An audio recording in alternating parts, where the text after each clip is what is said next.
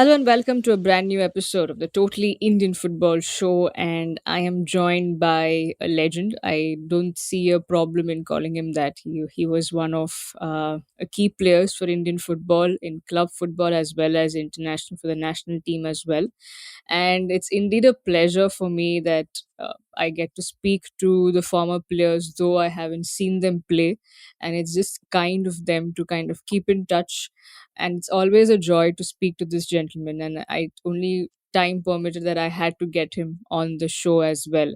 I have with me none other than the one and the only Jules Alberto Dias, a former player. As I said, he's played for club and for national team at international levels as well, and one of the key moments he's given and gifted Indian football, which we will talk about, of course, in the due course. But Jules, thank you so much for all these years. I think we've been in touch for a couple of years at least.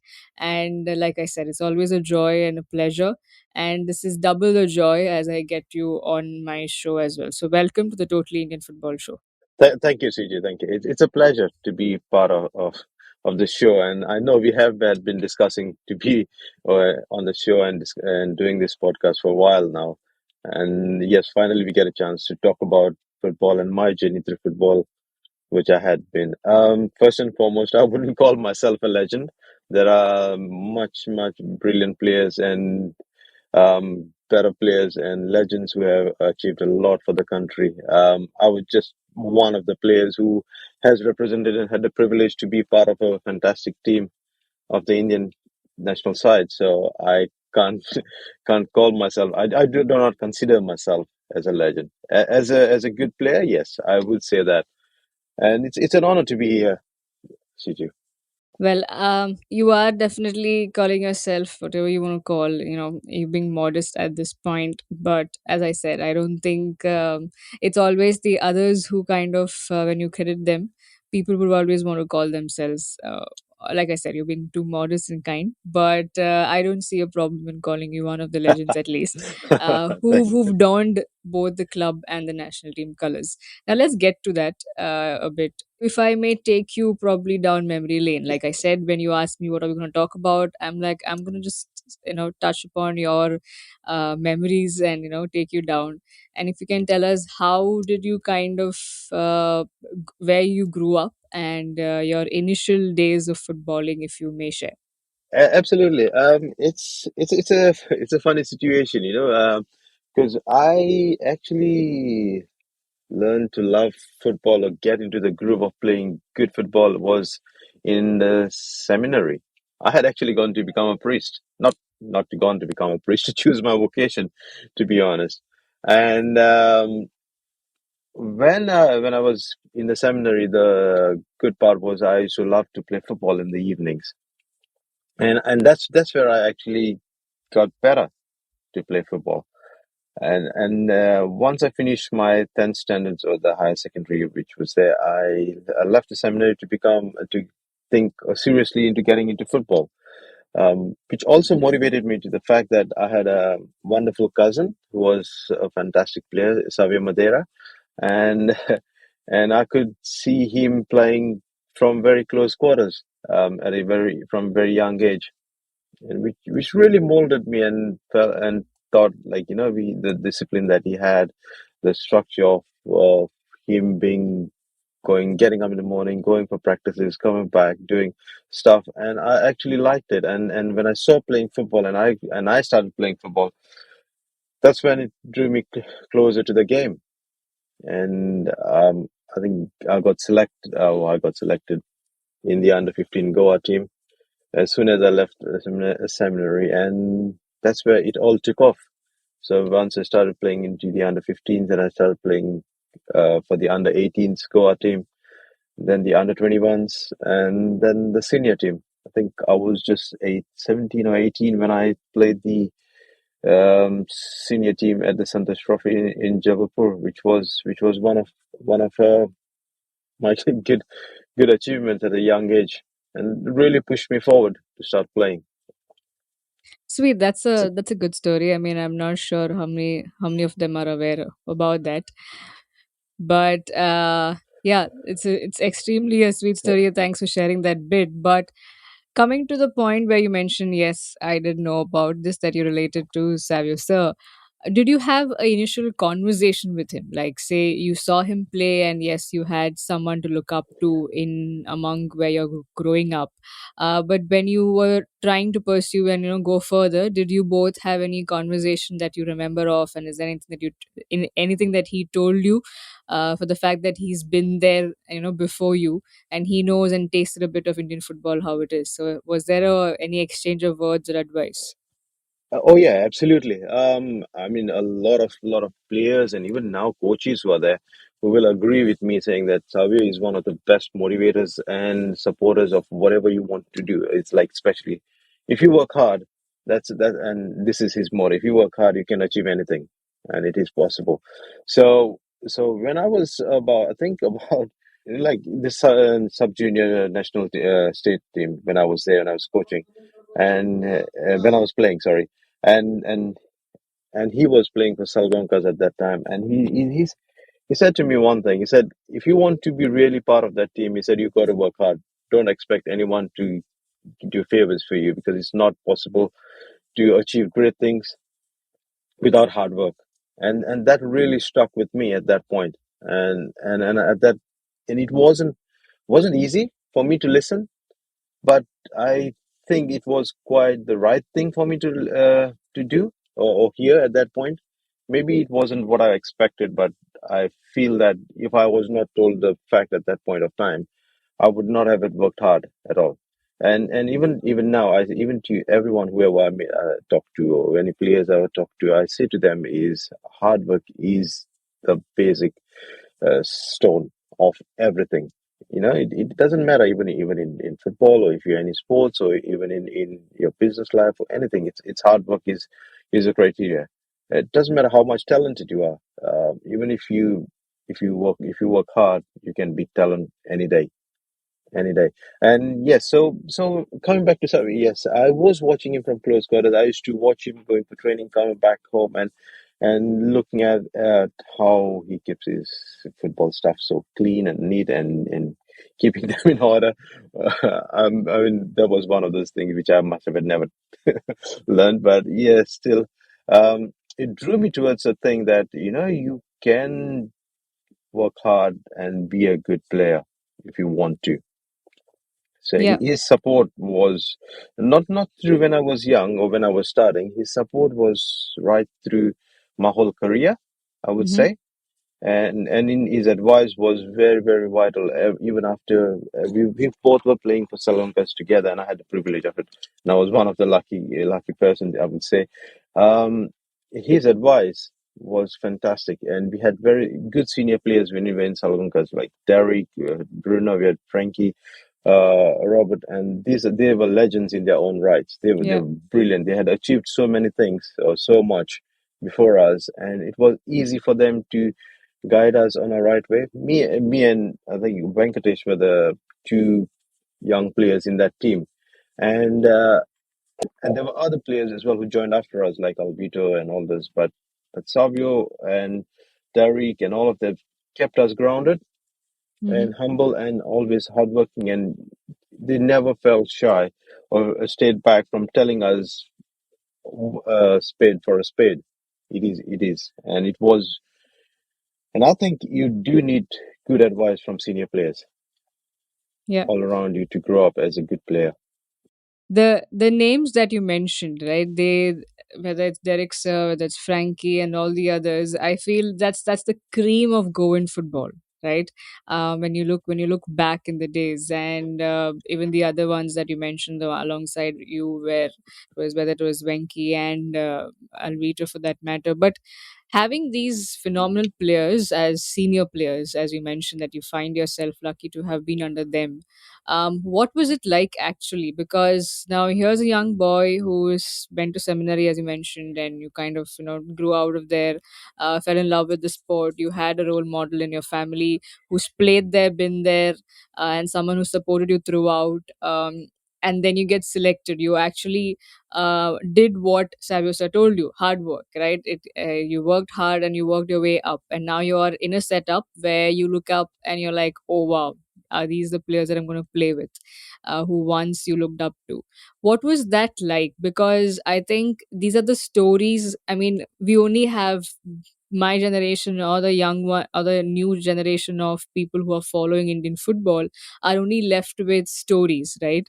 To actually hear from, or to watch from, or from you guys, because we've not seen you guys play, at least the younger ones, or seen the likes of Derek Sir and Savio Sir play. So what was it like, actually, like to be among them and one among them? Wow. Okay. Um, me, I think it was the same for me and Venkatesh. I think Venkatesh, he joined the club and he was also similar age as mine. Um, and we were a few youngsters in that team at that point. And I remember when I signed for Salonkas, it was Henry Brito who was the secretary, and he called me for lunch over, and he said he wants to talk to you, to have a chat with me. And I said, okay. And I was very excited because obviously Salonga's team has called me to have a discussion about if I would be prepared to sign for the club in the next season. And I was very much aware that Savio was part of the team already. Um, because I was playing for Marmanga Potras, which was MPT, and we were playing in the Goa First Division there. And the funny thing was, he calls me over. We have a discussion, and the first thing is like, she said, "Jules, would you be interested to sign for Salonika's next season to play football?" And I said, "Yes." I didn't even ask what was the remuneration or the salary or anything that we were. The first thing the answer was yes, because I loved that club and the way that they were playing and the style we used to play was they used to play is fantastic, and it really drew me to that club.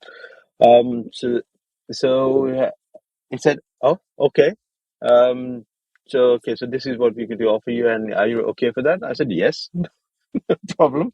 So that was it, and he said to me, "Oh, this is the most easiest thing that we have signed on." And there's not much of a discussion or anything. And I said, I love to play football. Money wasn't the right thing on my mind at the point, and I wanted to play for this club, and that was it. So when I joined the club, and we were called for the training on the first day, and I think it was pre-season training, if I'm not mistaken, and we were called to on the beach, Consalim, when I walked in there, and it was, I think the coach did not join us on the first day. It was the assistant coach Norbert who was taking us training sessions.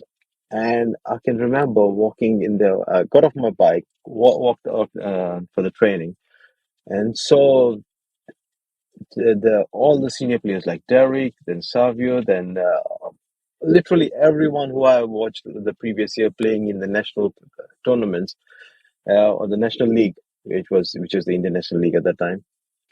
I saw them playing from the stands, and although I did play against them, but being with them made me so humble, literally, I would say. Hmm. And it was a fan moment for me, thinking like, oh my God, I'm rubbing shoulders with such great legends of Indian football. And just being there was like, I have achieved what I was meant to. That's it. This is football for me, everything. And I think for the first whole week, I was starstruck being training with them. I was just trying to train at the level that they were training, the intensity that they were doing, and just catching up with them basically. Because I felt that if I could match them step by step, I thought, and this is what I always thought, was if I want to be as good as them, then I have to be working hard to be as good as them. Right. I So think, yeah, that was quite and sweet. that's where I started looking up to them because of their advice and support and working as good as what they could do. Now that you've got the whole eye of, or the knowledge of playing for club football, and you've played for various clubs, you've already entered into the world of Indian football. And some of the Goan clubs that you've played for are the highest of the order: Vasco, Salgaonkar, and the likes of that. You also played for Mahindra United, which was biggest team, one of the biggest teams in Indian football, also having history down. That when you dig down deeper, even Bombay was quite a relevant chapter in Indian football, and Mahindra United being one of those teams. And if I have read correctly, it says that you were one of the highest paid players as well, playing for them. So, how was the journey from leaving your probably hometown and coming to exploring another city for the sport? And what was it like playing for Mahindra United? Again, going back to the same thing I mentioned, it's only the stories, through stories, that these moments live on for an Indian football chapter. So, if you could take us through your personal from your personal lens and experience, that would be great. Mahindra was one of the biggest club in Mumbai or in Indian scenario at that point, and they had all the top players, and they had this principle of having the best players from the Indian football team. And I think when I was part of the team, we had about 9 to 10 players who were regularly playing for the Indian team.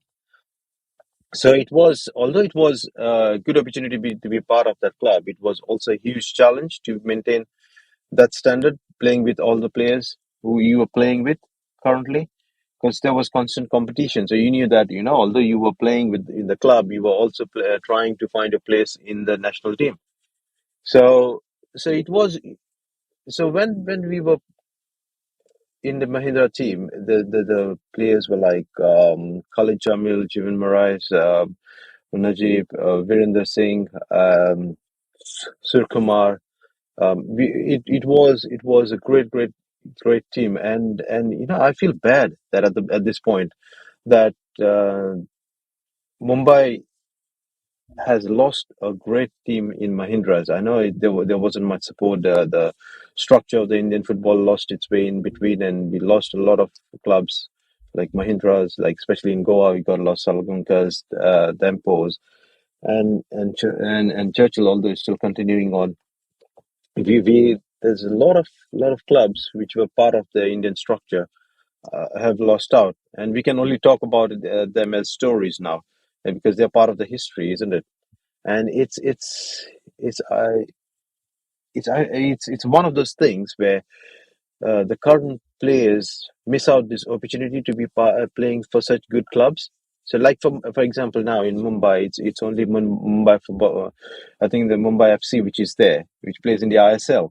Um, I don't think there's any other bigger club or a club that can match up to that standard in Mumbai. So the players in Mumbai or in Maharashtra in as whole have lost out a huge opportunity. And I think when Mahindra was there, there was Mahindra, there was Air India, and there was opportunities for a lot of players to come and play at a high level, and which I was very lucky to be part of. And I seriously feel that there should be more clubs coming in from Mumbai. Yeah, yeah. Mumbai City FC at this point, the only team and the playing at the top level for sure.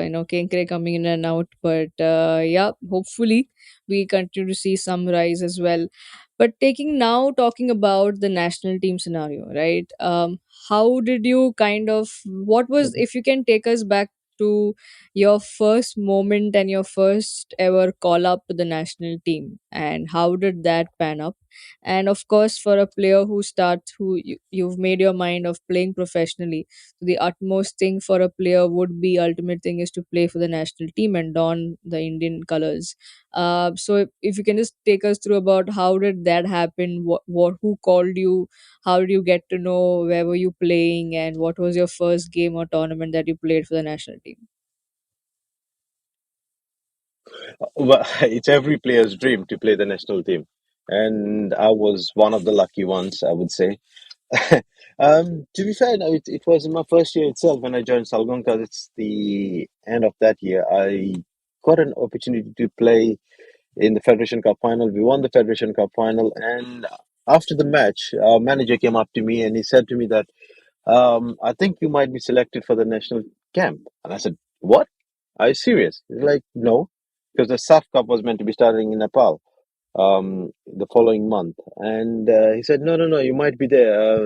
You might be there in the camp." And yeah, because a lot of players from my team would be there, and we said, thought like, I thought personally he was joking, but go to see, yes, I was selected along with, we were nine of our players from my team were selected to be in the national camp, which was amazing. Which Naimuddin selected, and it was a great to be part of the team. You had the best, the top players. I am Vijayan, Baichung, and Carlton Chapman, late Carlton Chapman, and then Raman Vijayan, Khalid,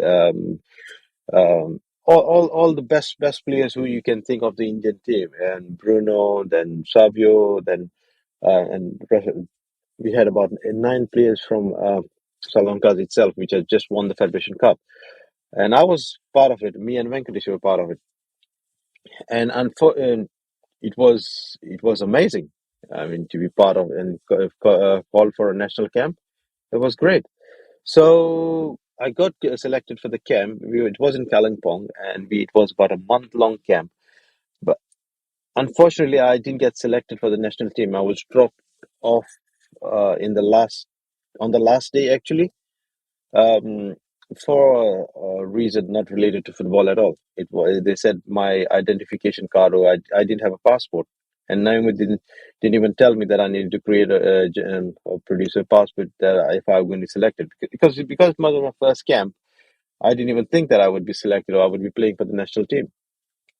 But but yeah, it was nothing related to football at all. I didn't have because I didn't have my passport. I was not selected. So the team goes for the national camp, and I come home on the same day.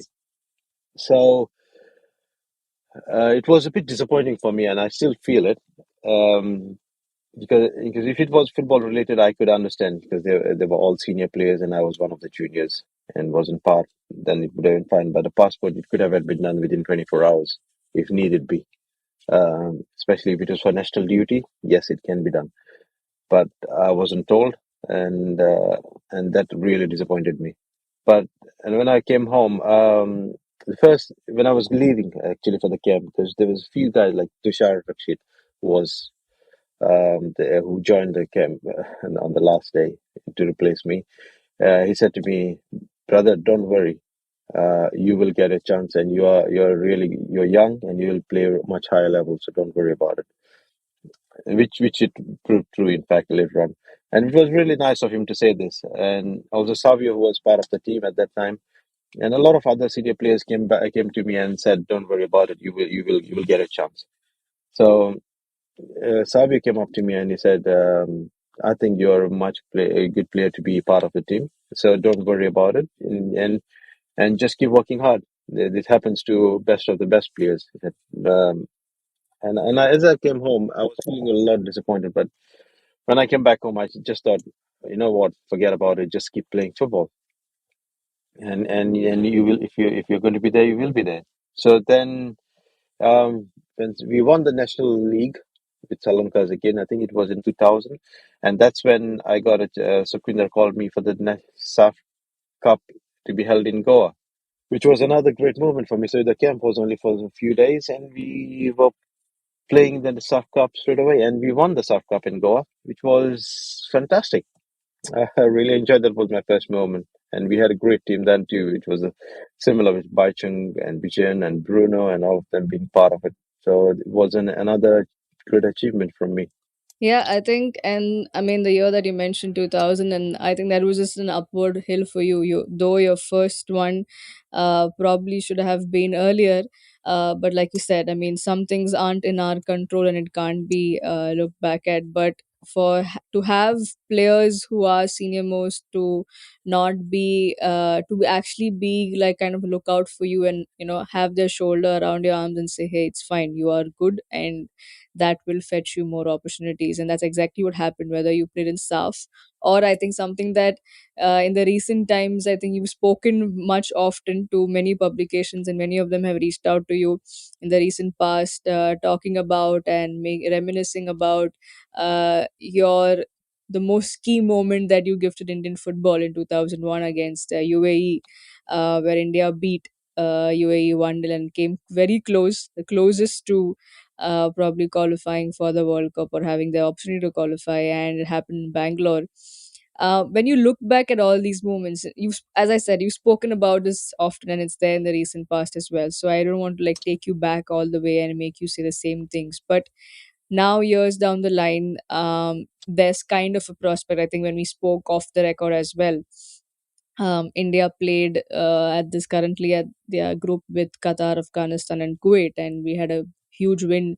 I mean, a 1-0 win, but in to look back in Indian football history, a big one for all of the national team, especially to do well against Kuwait in Kuwait, outside India. Yes, they lost against Qatar, but they have a chance now again to play Qatar and Afghanistan next year. But how do you kind of see the growth of the national team? I've also read you mentioned that you've also said that this Indian side definitely has a long, long way to go and can bring in those moments that hasn't been done in the past. So when you look at that graph of not about the graph, but just looking at the national team players, what do you think has changed from you being in that setup? Because the names that you just picked and the names that played alongside you, uh, it's often considered to be the cream of Indian football. So, what do you think has changed as per now? Is there, as someone who's played and been there, done that, when you look back at it, how far has Indian football, at least the national team level, has come by? See, what we used to play and what the team that currently plays, there's a huge difference. There's a lot of development in a good difference, I would say. The thought about how you play, how you technically know acknowledge yourself, how you how things are done, diet, the support stuff, the rehabilitation, and all those things after training or match. Um, all those things have developed so much now that you cannot compare. What we were playing and what they are playing right now. I think this team is really good. I watched the highlights of when India beat Kuwait, and I watched the highlights against India versus Qatar too. And the only reason I cannot watch live is because the timing. So that Yeah, time yeah. when India the matches are played, I'm I'm working in the office, unfortunately, and it was great. It was really positive, and I really liked the way that India were playing. Um, to be honest, I picked up Ralte. He was fantastic against Qatar. He was so cool, so composed on the ball. Players like him should be developed further. He's a great addition to the in the midfield sector. You got Odanta, you have Suresh, you have Chante. They're young players, and really good. They have played with international players on the side. So what the difference right now is because of the ISL, it has also given these players to play alongside European level players. Mm-hmm. So, so the level of these players has already gone up to a level, um, so few steps ahead. And what is the best thing right now is that these players know how to play at a level which is much bigger than what we used to play. So just give you as an example.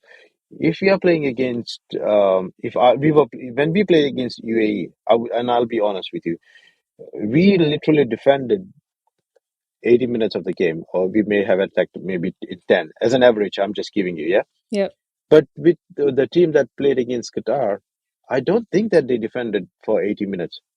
I think they literally played 50-50, yeah, I would say. And to be honest, even though the score line shows as 3-0 or 0-3, I think we could have scored at least two goals in that game yeah, very easily if we were like a little bit more composed, a little more controlled about and more confident about our own abilities, and then it could have been a different score. The thing that we have right now as a developing nation is we need to work hard a lot more. We need to have a lot of more structure in our style of play, how we want to play and what we need to develop or what we see ourselves. It's good. I was reading the EIFF vision for 2026 and then 2047.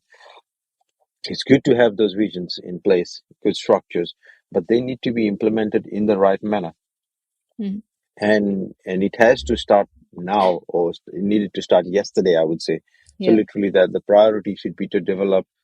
uh, it's not only to develop; it's more about identifying how to develop it. So so so right now we have got very good talents coming out from the Indian team. The only thing I would say is that the number of players should increase. yeah, They need to have the pool bigger to choose from, and then you will have a lot of this Sunil Chetris or a lot of Baichung or a lot of Vijayans coming in through the system. Obviously, if you give opportunity to play for more players, there are a lot of. It doesn't matter the number of academies or the grassroots clubs are increased. If they don't get a chance to play at a higher level, how are they going to prove themselves, isn't it? yeah, So they need that window to play at that level.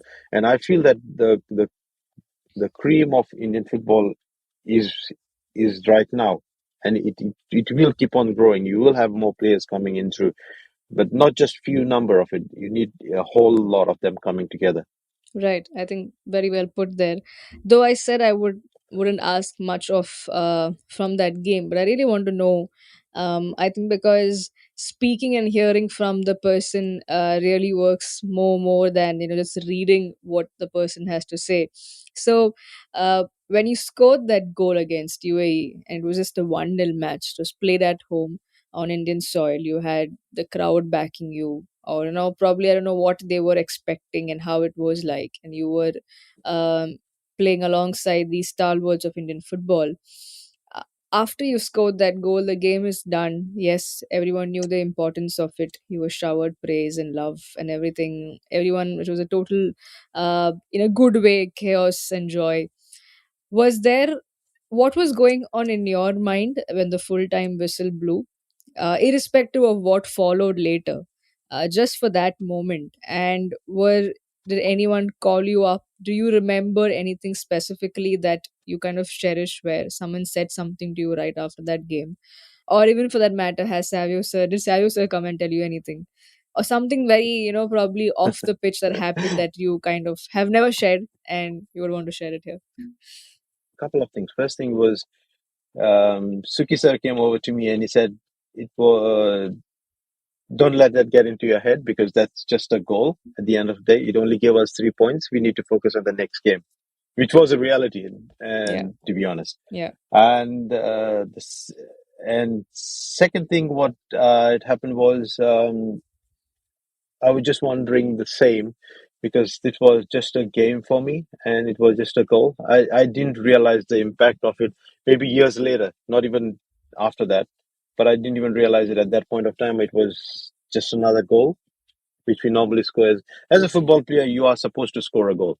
yeah, Everyone wants to score a goal, and thank God it was me who was be there at the right place at the right moment, and it could have been anyone. But at the same time, as a player, you are playing to score a goal and do your best for the country, and that is what was just going through my mind at that point. Nothing else, absolutely nothing else. I didn't even think that I had scored such a momentous goal until years later.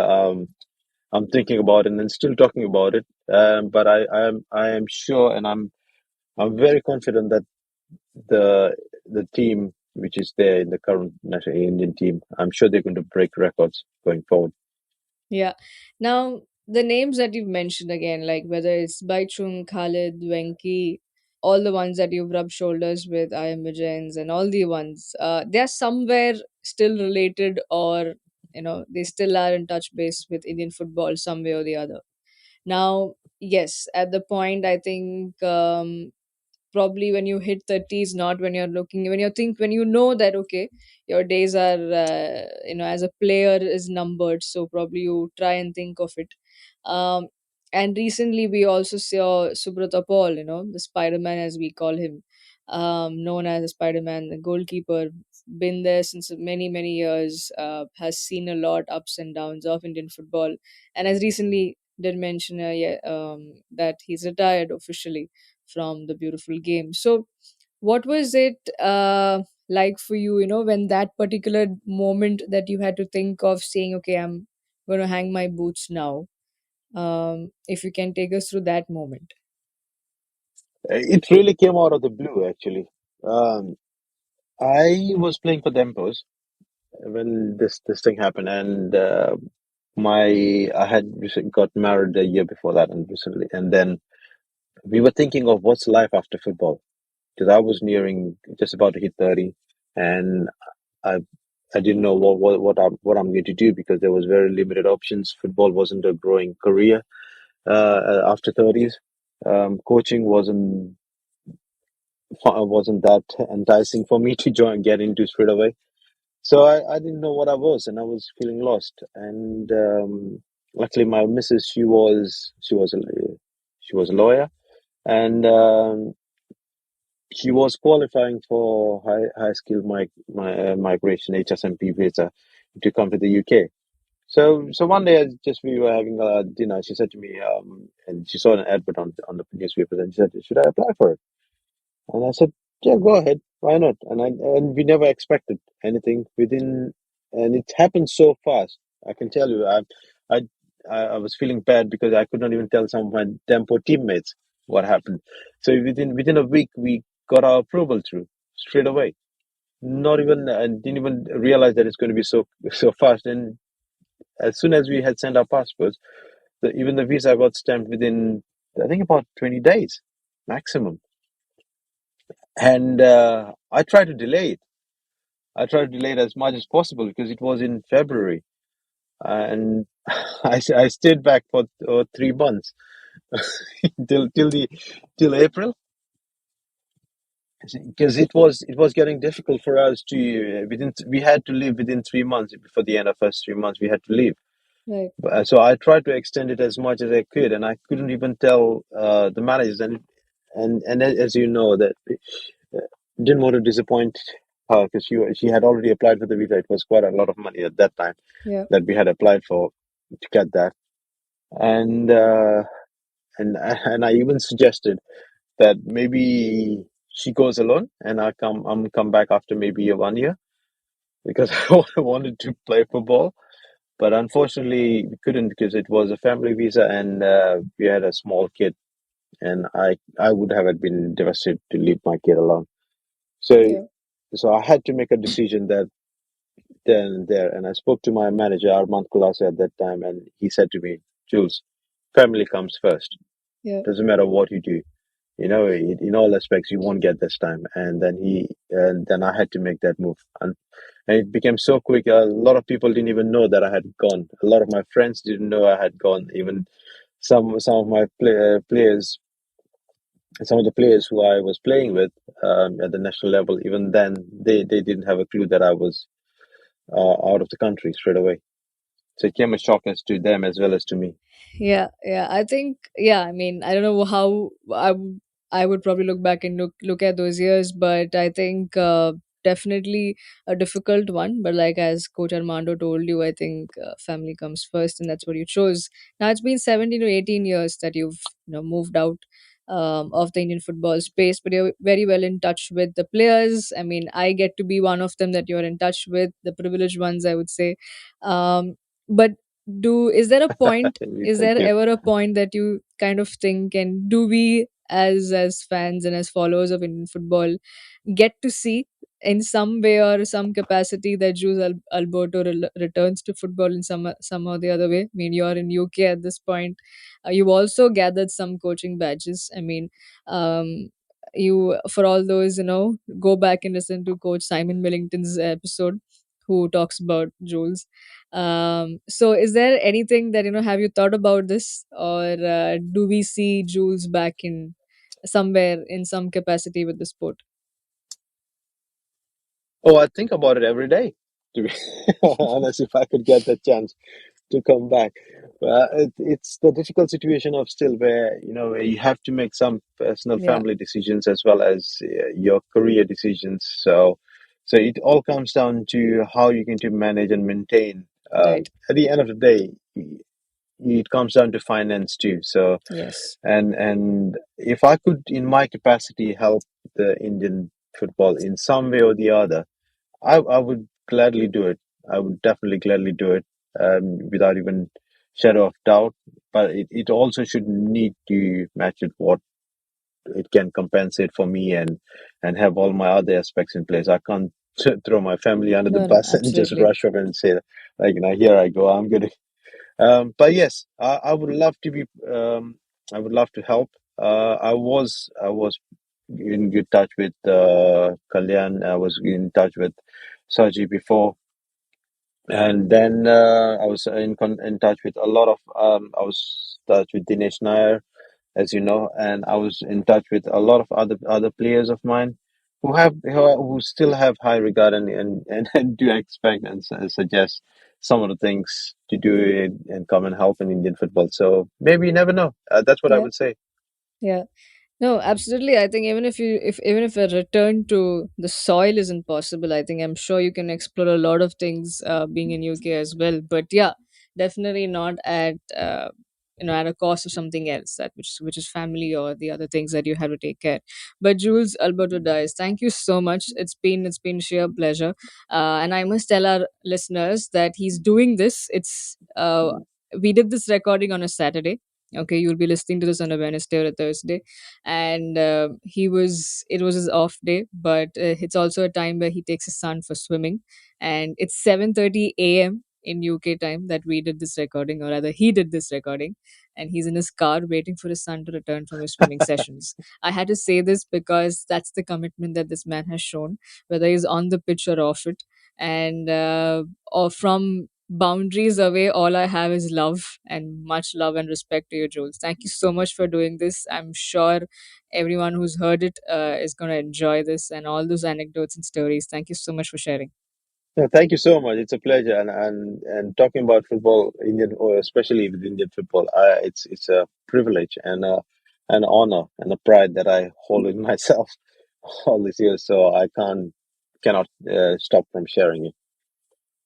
Well, to all the lovely listeners, that was Jules Alberto for you. For many of you, probably Thank you. haven't heard him, known him, and this is the time. This is the episode that you have to listen to know of a player who's really donned the colors for club and national team and has been part of key moments for Indian football.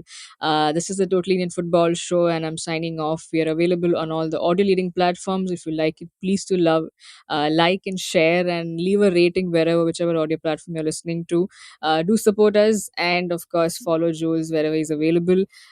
If you want to even reach out to him, give him a feedback, or whatever it is, you can please do so, and let us know what you thought about this episode. And thank you so much once again, Jules, and to everyone listening. This is a Totally Indian Football Show signing off. Thank you so much.